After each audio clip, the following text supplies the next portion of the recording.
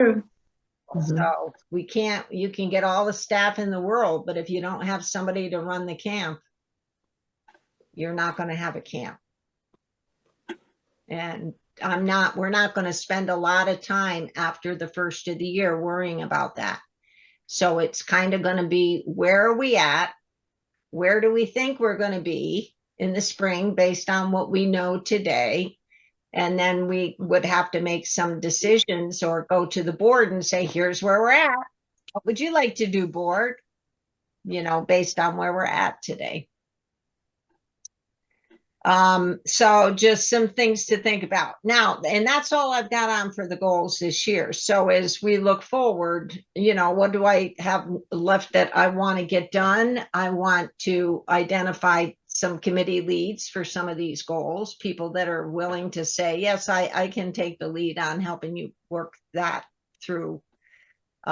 We need to get the 2023 camp books closed as quickly as possible, so that we can start getting situated for 2024 and where we need to be in QuickBooks Online in terms of defining next year, our starting point for next year. So do you need our post camps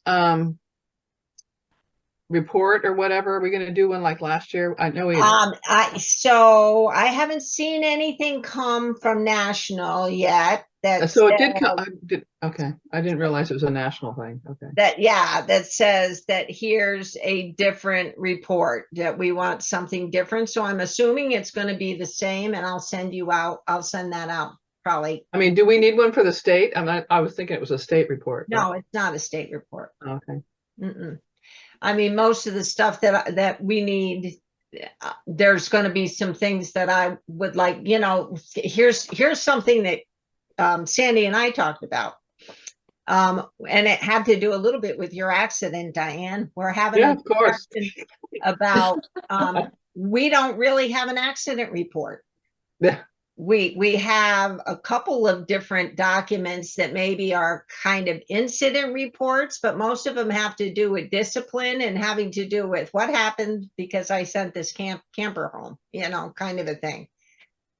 We have medical reports that are in Camp Doc. You can make some kind of a log in there in Camp Doc, but we don't really have an accident report that we could then say, this is what happened, and turn it over to our insurance company. So I'm going to go out to the insurance company and find out, do you have a standard accident report form that you like to get submitted, period? If somebody's going to submit a claim to you. But as I explained, Diane, a lot of times you're just going to work through your insurance company. And if anything, they're going to go subrogate somebody else and say, I want to try and get some money back from you, company, either Sonoma Water Services or AAUW or whatever. But until that point in time, we won't file a claim per se because there's nothing to file a claim about. Right. The only thing I was hoping they would do is fix the damn stairs, but did they? I don't know. And I forgot to ask whoever went to the Johnson camp if they were done by then, because that's like a whole month later.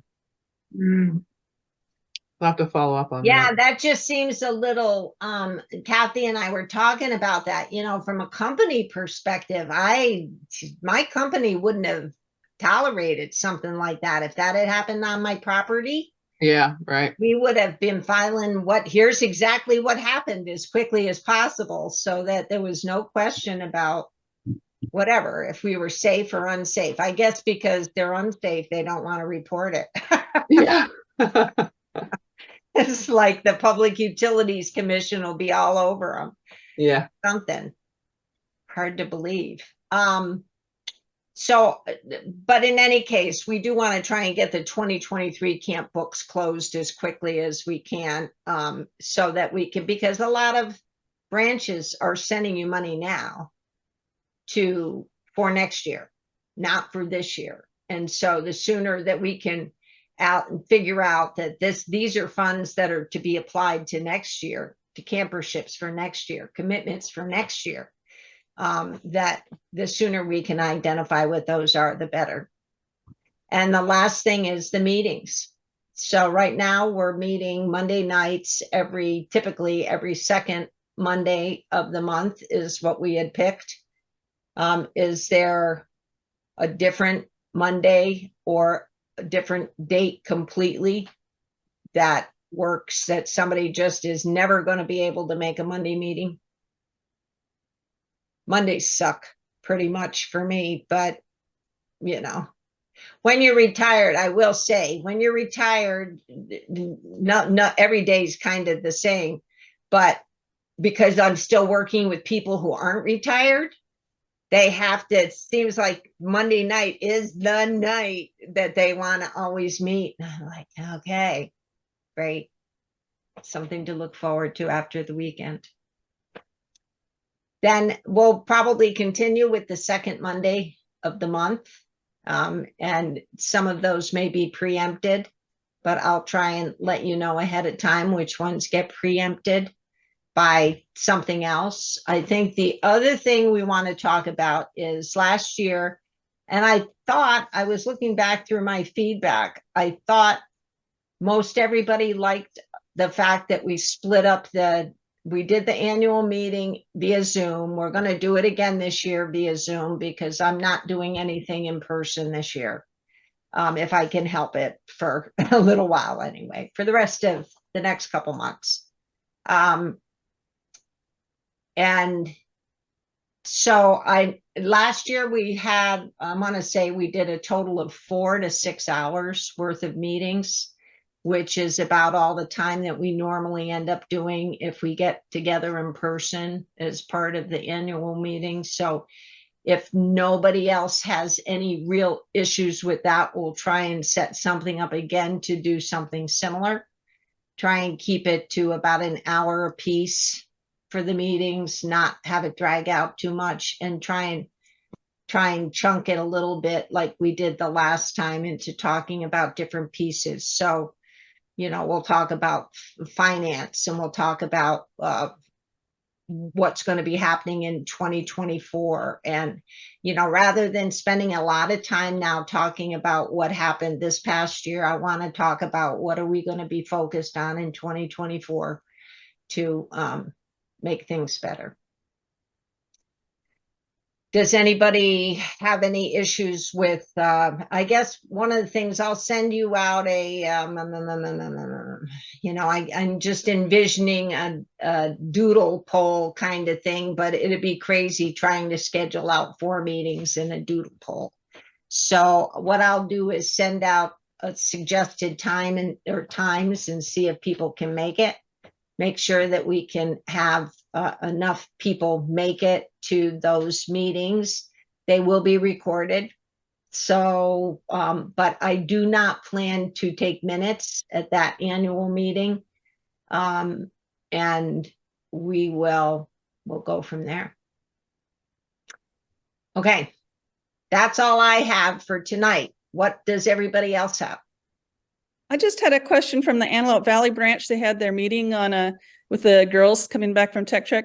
And they just want to know if it was okay if they started contacting schools earlier, like in November this year. Do they need to get permission from you guys for that? Or can they just go ahead and start contacting schools whenever they want? Yeah, well, so the issue, I mean, if you have a date for next year, that's the number one thing. Yeah. That they have to kind of be able to, if they're going to talk to them, they have to kind of tell them the whole story about what's going on. We did get a flyer last year. Not much has changed, but the dates have probably changed, the dates of camps. Mm-hmm. So I would say technically I don't have an issue because I don't think we're going to change an awful lot about the process this coming year. Camp Doc is still going to be in play, and we're still going to basically follow a very similar process. We'll probably do a little bit of tweaking on that, but I don't think anything's going to change there. Does anybody else see anything that potentially could be an issue? No, but I sometimes reach out in December or like before winter break to let them know what's coming up. It depends on too if you have new teachers. The other thing too is to make sure that you've thanked the teachers that have nominated in the past, so they kind of get the momentum to keep going, and even give them some quotes from the thank you notes or something, and what the kids thought about the program, kind of give them some feedback on how well it was, we did it. Yeah, we're inviting the teachers that nominated the girls to our AAUW branch meeting where the girls are going to present and everything as well. Yeah. So we've tried to keep in touch, but Yeah, we I've do the seen same. that happen. You We too, do the right, same Bob? thing. Yeah, we have a letter that goes out from an email that goes out from our superintendent of schools to all the schools, and, the principals and the teachers. And then to let them know before Christmas, to let them know it's coming. And then we try to get on one of the meetings that they have with all the teachers. Stephanie's been really good about that, to a Zoom meeting that they that they have, so we can fill them in on what's going on. We talked about too doing a little, almost like a commercial, but something that just could be shared with them, and maybe it's some of our alumni doing it, just talking about, this is what I got out of Tech Trek, and maybe that's something that we could work on this year. Have the advisory crew work on it. They like doing that kind of stuff a lot. So unfortunately, we probably will also have to work through the communications group at the same time to make sure that everything meets whatever their requirements are. So I think I think getting together and cultivating your teachers, it's never too soon. And the ones that are the most disappointing are the ones that they don't start working on it until the end. I had one, she ended up going to Whittier, Jonay, from Big Bear Lake, because she just totally hadn't heard from any of the teachers, and she thought the teachers were taking care of stuff and nothing was happening. And so you really have to kind of coach them through in many cases. Okay. Anything else? Angela, or is this kind of what you expected? Yes, it is. Okay, good. I'm glad. Roseanne. That I was just saying, Mary, that I'd be more than happy to help you with the branch coordinators, because I think that's something that's extremely, extremely important. And I would love to help you do that. Okay, thank you. Yeah, anybody who wants to help me with whatever, Tech Trek alumna to the, because I would like to still have some connection into what's going on, even with Ellie and Play. The more people we can have spread out amongst all the different things we have to do, I think the more voices, the more coherent the voice will be. I think it will help. All righty then. I will send out a follow-up on this with the final schedule, and we'll go from there. And I will, camp directors, I'll send you an email about the post camp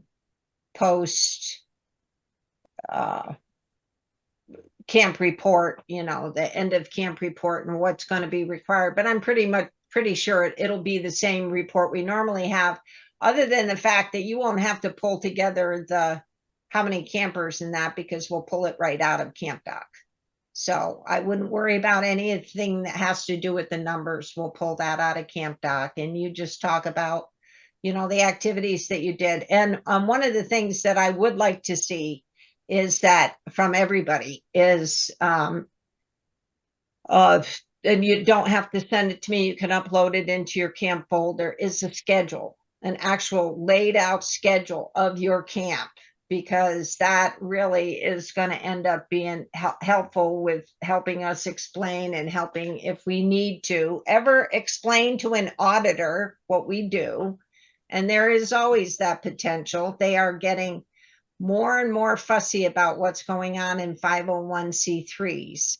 So it's something that we just need to be a little bit more cognizant of, and a little as clear as possible about it, to try and put them to, not off, but try and give them as much information so they don't start asking these questions that are totally off the wall because they don't understand how the camps are run or how, what you're actually doing at the camp. Okay, I guess we ran a little bit late. Sorry about that. Tried to make it as quick as possible. And in September, I think our first meeting, our September meeting, will be 4 days after my surgery. So we'll see how chipper I'm feeling on that day. But it's all outpatient. So, you go in, you do your surgery, and then you go home and you kind of recuperate a little bit. It's almost like I kind of wish I had somebody to take care of me. But at the same time, I don't know, Diane. I don't think I could hack being in the hospital or anywhere other than home. You look like you're home now. No? Me? Yeah. Yeah, I got home on oh my goodness, July 21st. Wow. So I've been in a couple nursing homes. I did a nursing home for 2 weeks after my surgery, which was July 3rd and 5th. Right. So I wanted to be able to come home and not use a diaper and be able to transfer from a wheelchair to my bed and all that kind of stuff Wow. and put clothes on. So Yeah. I didn't yeah. lose my husband over it. You didn't, or you did? I did not, no. Oh, good. Oh, good. Happy for you then. I'm happy about that.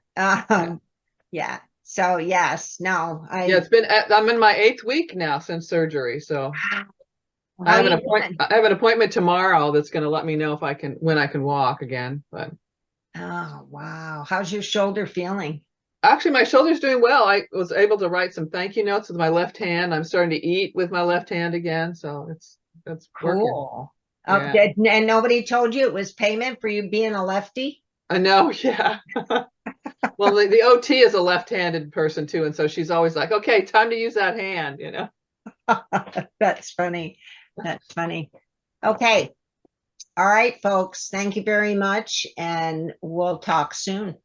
Good luck with your infusion tomorrow. Yes, Yeah, thank you. thinking Thank about you. Jeff. It's Okay. going to be a crazy couple of weeks. Doesn't Yeah. give me any time to think about anything. So We'll take And your care. surgery. Yes. yeah, thanks. Thank you, Mary. Thank you, Thanks. Mary. Thanks. Bye-bye. We'll see you Bye. later.